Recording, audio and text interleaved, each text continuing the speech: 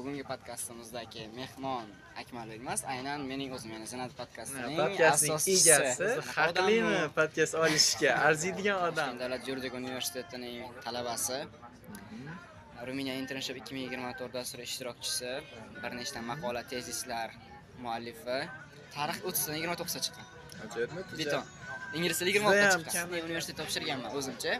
Menga kelgan ham, emalimda hali ham turibdi. Sizning universitetdan confirmation letter kelgan. Hech qanaqa firma qilmasdan qabul qilindingiz. kelgan. Da 50% scholarship bilan yillab kutmaganman. Podkast olaman deb ssenariylar yozib.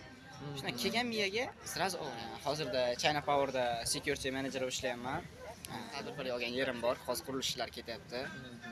Normalniy summa qilib qo'ydik, xudo xohlasa yil oxirigacha shuni ishga tushirish, yana Yevropaga nasib bo'lsa. Soqam bosgani. Motivatsiya zo'r bo'lishi kerak. Bilasizmi, men motivatsiyam chorniy yumorga to'g'ri keladigan motivatsiya bo'lgan.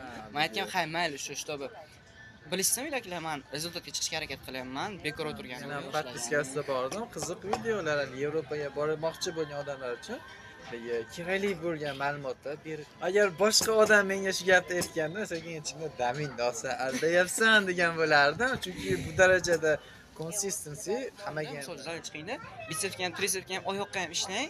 Shuni ertasi kuni turing, siz zalga yaqin yo'lagingiz kelmaydi. Uxlayotganda ham bir narsalar qilsa kerak miyasida bo'ladi. Mr. Mario zo'r odam edi.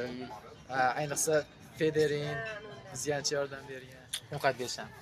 Ovqatimiz kelmayapti, qornim ochiq qoldi. Mana bola meni ovqatlantiraman deb aldab olib kelgan. Mayli endi. Familiyangiz nima hozir? Olimov. Ana o'zi olib chaqiraman. Choy ichi. Yopishman qotdi. Mana yonmay qoldi, narsa qilaylik. Charchatda kinobga bo'lish kerak. Mana yozyaptim ish qilib. Shuncha gapirganimiz havoga chiqib ketmasin. Yozyapti. Tamosiga qo'yib yuboramiz chetga.